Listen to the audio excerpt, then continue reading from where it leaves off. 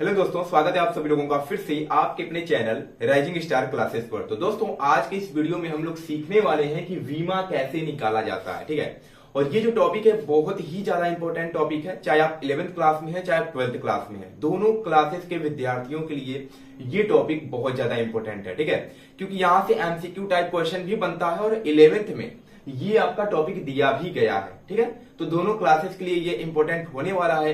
और आज की इस वीडियो में मैं आपको बहुत ही सरल तरीके से बताऊंगा। अगर अभी तक आपको बीमा निकालने नहीं आता है, विमीय सूत्र लिखना नहीं आता है, तो आज की इस वीडियो से क्लियर हो जाएगा। ठीक है, तो सबसे पहले समझ लेते हैं कि ये बीमा क्या होता है। तो बीमा का मतलब होता है, इसका डिफिनेशन देखिए, लिखना नहीं था, हम केवल ये सीख रहे हैं कि कैसे निकाला जाता है।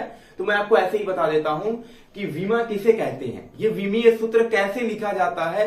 तो अगर हम किसी भौतिक राशि के, जैसे लंबाई हो गया, द्रव्यमान हो गया, समय हो गया, विद्युत धारा हो गया, इनको घात के रूप में लिखते हैं और दोनों तरफ बड़ा वाला ब्रैकेट लगा देते हैं, तो उसे क्या कहा जाता है, तो विमीय सूत्र कहा जाता है। जैसे यहां पर एक क्या है, द्रव्यमान हो गया, लंबाई हो गया, समय हो गया, और इनके घात के ऊपर कुछ दिया गया है और बाहर से एक बड़ा ब्रैकेट लगा दिया जाता है, तो इसे ही हम क्या कहते हैं, तो विमीय सूत्र कहते हैं या बीमा लिखना कहते हैं। ठीक है, तो यही पेपर में पूछा जाता है कि किसी भी भौतिक राशि दे देगा, किसी भी भौतिक राशि का नाम दे देगा और कहेगा उसका विमीय सूत्र लिखिए या उसकी बीमा बताइए क्या होगा।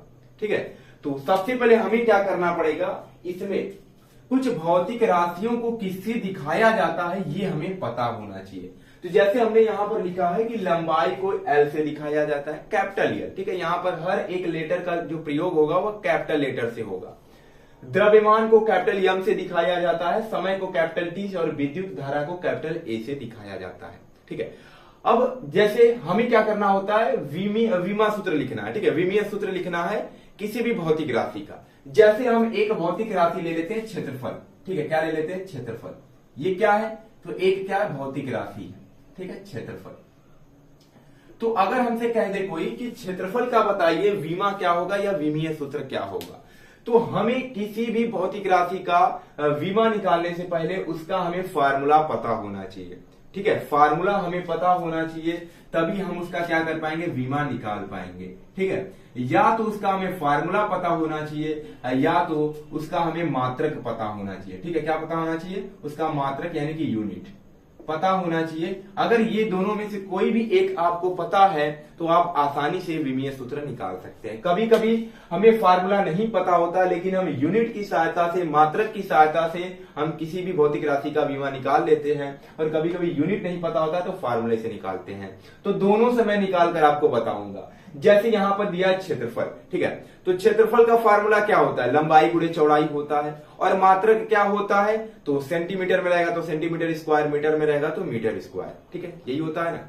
तो यहां से अगर हम क्षेत्रफल का फार्मूला लिखें तो हमें पता है यहां पर क्या होता है, लंबाई गुणे चौड़ाई होता है। ठीक है, क्या होता है, लंबाई इंटू में चौड़ाई होता है, लंबाई और गुणे चौड़ाई।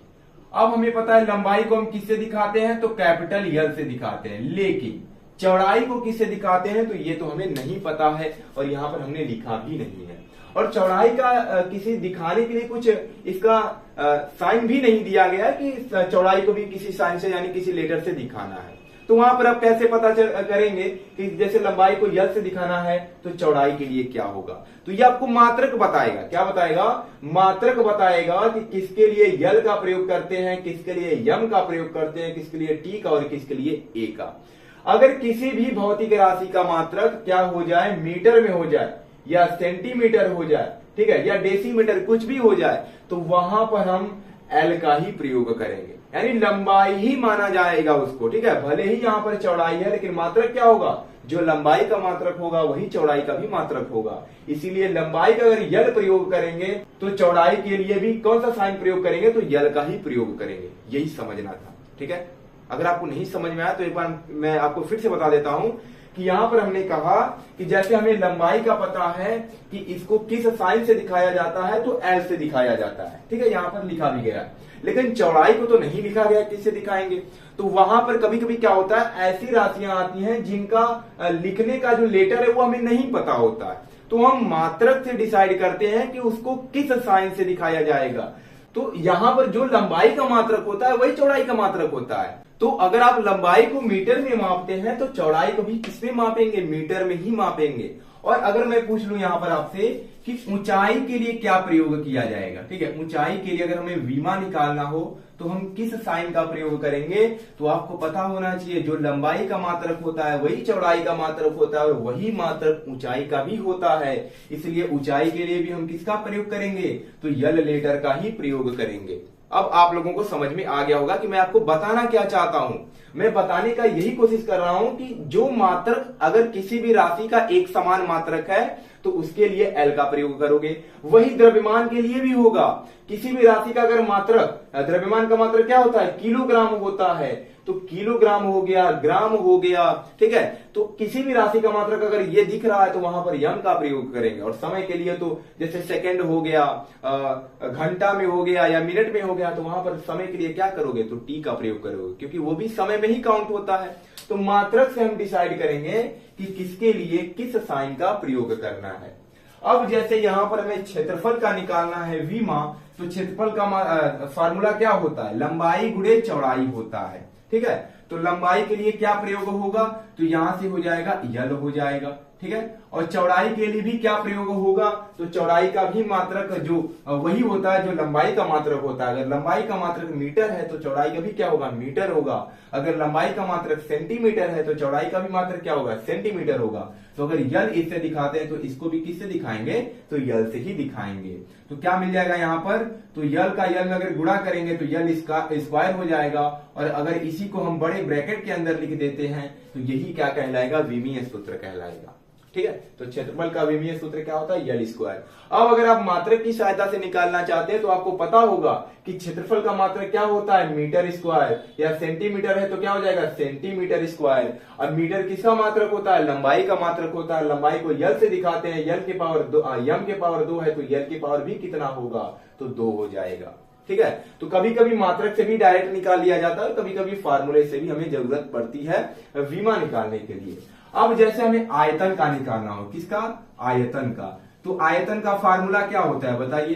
तो आयतन का जो फार्मूला होता है ये क्या होता है, लंबाई गुणे चौड़ाई गुणे ऊंचाई। क्या होता है, लंबाई होता है, इंटू में चौड़ाई भी होता है और इंटू में ऊंचाई भी होता है, ठीक है। इंटू में क्या हो जाएगा, तो ऊंचाई हो जाएगा। अब सबसे पहले हम ये डिसाइड करेंगे कि तीनों का मात्रक अलग अलग होता है कि एक जैसा ही होता है। तो अगर लंबाई का मात्रक मीटर है तो ये भी मीटर, ये भी मीटर होगा। अगर ये सेंटीमीटर है तो ये भी सेंटीमीटर, ये भी सेंटीमीटर होगा, ठीक है। तो यहाँ पर लंबाई को किससे दिखाएंगे, तो यल से दिखाएंगे। तो चौड़ाई को भी यल से दिखाना पड़ेगा, तो ऊंचाई को भी यल से दिखाना पड़ेगा। तो यहां से क्या मिल जाएगा, यल के पावर 3 मिल जाएगा। और इसके बाहर अगर हम ब्रैकेट लगा देते हैं तो ये क्या हो गया, आयतन का विमीय सूत्र हो गया। अब अगर हमें फार्मूले से नहीं निकालना है तो हमें पता है आयतन का मात्रक क्या होता है, या तो मीटर क्यूब होगा या तो सेंटीमीटर क्यूब होगा। तो मीटर हो या सेंटीमीटर हो, उससे हम किसको दिखाएंगे, तो यल से दिखाएंगे। तो यल के पावर कितना हो जाएगा, 3 हो जाएगा, ठीक है। तो डायरेक्ट भी कर सकते हो अगर आपको मात्रक याद है तो, ठीक है, क्योंकि मीटर या सेंटीमीटर लंबाई के लिए भी प्रयोग होता है। तो आप चाहे फार्मूले से निकालिए चाहे मात्रक से निकालिए। अब हम थोड़ा सा बड़ा राशि लेते हैं, जैसे में यहां पर हम ले लेते हैं बल, ठीक है, क्या ले लेते हैं, बल ले लेते हैं। तो बल को किससे दिखाते हैं, एफ से दिखाते हैं। तो एफ बराबर क्या होता है, द्रव्यमान गुणे त्वरण होता है। क्या होता है, द्रव्यमान गुणे त्वरण। क्या होता है, द्रव्यमान इंटू में होता है त्वरण। ये होता है इसका फार्मूला, ठीक है। मात्रक तो नहीं याद होगा, बल का मात्रक न्यूटन होता है और न्यूटन को हम किसी साइन से नहीं दिखाते। देखिए मात्रक भी हमें किसके रूप में पता होना चाहिए, लंबाई, द्रव्यमान, समय, यानी या तो मीटर या सेंटीमीटर में पता होना चाहिए, या तो किलोग्राम या ग्राम में पता होना चाहिए, या सेकेंड हो गया, घंटा हो गया, या मिनट में हो गया। इन सब के रूप में हमें मात्रक पता होना चाहिए, तब हम विमा निकाल पाएंगे। अगर हमें न्यूटन में पता हो और उसके अलावा और किसी चीज में पता हो तो वहां से कैसे निकाल पाएंगे। तो अगर वो चीज पता है तो आपको सबसे पहले इसमें चेंज करना पड़ेगा, क्योंकि हमें लंबाई को ही हम यल से दिखाना जानते हैं, न्यूटन को यल से नहीं दिखाया जाता है। तो यहाँ पर बल जो होता है वो द्रव्यमान गुणे त्वरण के बराबर होता है। तो द्रव्यमान के लिए तो डायरेक्ट हम यम दिखा देंगे, लेकिन त्वरण के लिए तो कोई साइन नहीं दिया गया है। तो अब हमें क्या करना पड़ेगा, सबसे पहले अब त्वरण का भी फार्मूला लगाना होगा और त्वरण का हमें विमीय सूत्र लिखना होगा। क्योंकि बल का निकालने से पहले हमें त्वरण का निकालना होगा, तब जाकर के हम बल का निकाल पाएंगे। तो कभी कभी एक भौतिक राशि का विमीय सूत्र निकालने के लिए दिया जाता है, लेकिन उसमें 3-4 भौतिक राशियों का निकालते हैं, तब जाकर के उसका निकल पाता है। तो त्वरण को हम ए से दिखाते हैं, किससे? ए से दिखाते हैं। और त्वरण बराबर क्या होता है? तो त्वरण का तो कितने लोगों को फार्मूला ही नहीं पता होगा क्या होता है, लेकिन इसका मात्रक आपको जरूर पता होगा, क्योंकि मात्रक आप 9 से 10 से ही पढ़ते चले आ रहे हैं कि वेग का मात्रक मीटर प्रति सेकंड होता है और त्वरण का मात्रक मीटर प्रति सेकंड स्क्वायर होता है। 9th में जब आप फिजिक्स पढ़े होंगे तो गति चैप्टर में बार बार इस पे सवाल आया होगा, ठीक है। ए बराबर 5 मीटर प्रति सेकंड स्क्वायर, 10 मीटर प्रति सेकंड स्क्वायर। तो अगर पढ़ने वाले हैं तो याद होगा, अगर नहीं पढ़ने वाले तो कहां से याद होगा। तो अगर आपको मान लीजिए फार्मूला नहीं पता है, चलिए हटाइए फार्मूला को, लेकिन हमें पता है त्वरण का मात्रक क्या होता है। तो त्वरण का मात्रक होता है मीटर प्रति सेकेंड स्क्वायर। अब देखेंगे कि मीटर प्रति सेकेंड स्क्वायर क्या इन्हीं चारों में से है। तो मीटर का मतलब लंबाई, सेकेंड का मतलब समय, तो इनके लिए साइन यहां पर लिखा गया है। तो मीटर प्रति सेकंड का स्क्वायर मतलब होता है कि ऊपर मीटर है और नीचे क्या है? सेकेंड स्क्वायर है। तो मीटर को हम किससे दिखाएंगे? यल से दिखाएंगे, क्योंकि लंबाई का ही तो मात्रक क्या होता है? मीटर होता है। और नीचे क्या है? Second square. सेकेंड को किससे दिखाएंगे? समय है, समय को टी से दिखाते हैं। तो यहाँ पर टी हो जाएगा, स्क्वायर है तो टी स्क्वायर, ठीक है। तो ये क्या मिल गया? यल बटे टी स्क्वायर, किसका? त्वरण का। लेकिन देखिए विमीय सूत्र कैसे लिखा जाता है? सभी बटे में नहीं होना चाहिए, सब ऊपर होना चाहिए। तो यहां से अगर त्वरण का विमीय सूत्र लिखेंगे तो यल हो जाएगा, टी के पावर 2 ऊपर चला जाएगा, तो टी के पावर क्या हो गया? -2 हो गया। तो त्वरण का विमीय सूत्र हमें कितना मिल गया? यल टी के पावर -2। तो देखिए यहां पर हमें फार्मूला नहीं पता था, लेकिन मात्रक की सहायता से हमने क्या किया? त्वरण का विमीय सूत्र भी निकाल लिया। तो कभी कभी फार्मूला ना याद होने पर हम मात्रक से भी निकाल सकते हैं। तो यहां से F बराबर हमें क्या मिल गया? तो F बराबर हो जाएगा, द्रव्यमान मिल गया यम इंटू में, यहां से क्या हो जाएगा? इसका यम हो गया, इसका कितना हो जाएगा? तो यल टी के पावर हो गया -2। सभी को एक साथ लिख देते हैं। तो यहां से क्या हो जाएगा?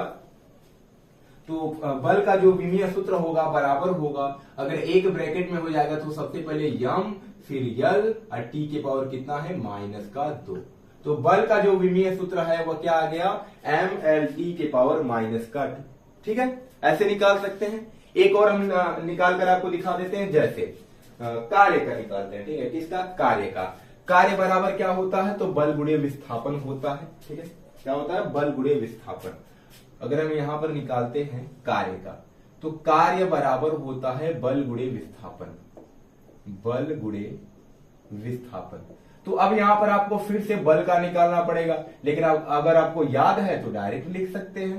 तो ये होता है बल गुणे विस्थापन। तो बल का तो हमें पता है, विमीय सूत्र हमने अभी निकाला है, यम यल टी के पावर -2। अगर नहीं पता होगा तो आपको निकालना पड़ेगा, यम यल टी के पावर -2। अब आ गया विस्थापन। अब देखिए यहां पर विस्थापन के लिए कोई साइन दिया गया है? तो नहीं दिया गया है। तो पहले मात्रक देखते हैं कि विस्थापन का मात्रक क्या होता है। तो विस्थापन का भी मात्रक मीटर या सेंटीमीटर ही होता है, क्योंकि विस्थापन में भी हम दूरी ही तय करते हैं ना। जैसे कहा जाता है वह इतना मीटर विस्थापन तय करके वहां पर गया, इतना सेंटीमीटर तय करके वहां पे गया। तो विस्थापन का भी मात्रक हमें क्या मिल गया? मीटर या सेंटीमीटर। तो किस में चला जाएगा? लंबाई में चला जाएगा। तो विस्थापन के लिए भी क्या प्रयोग होगा? तो यल लेटर यानी कि लंबाई का ही प्रयोग होगा। तो बराबर क्या मिल गया? यम मिल गया, यल के पावर 1, यल के पावर 1 कितना हो जाएगा? यल के पावर 2 और टी के पावर -2। तो ये किसका विमा हो गया? तो कार्य का विमा हो गया, ठीक है। ऐसे ही निकालना है आपको विमीय सूत्र। अगर आपको फार्मूला नहीं पता है तो मात्रक से निकाल सकते हैं, मात्रक नहीं पता है तो फार्मूले से भी निकाल सकते हैं। तो मुझे उम्मीद है कि आप लोगों को अब विमीय सूत्र समझ में आ गया होगा और अब आप लोग अच्छे से निकाल सकते हैं। अगर किसी भी भौतिक राशि का आपको विमीय सूत्र निकालने नहीं आता है तो उसको कमेंट बॉक्स में लिख दीजिएगा अगले वीडियो में, तो उस राशि का विमीय सूत्र निकाल करके मैं आपको बता दूंगा, ठीक है। तो चलिए मिलते हैं नेक्स्ट वीडियो में एक नए टॉपिक के साथ, तब तक के लिए धन्यवाद।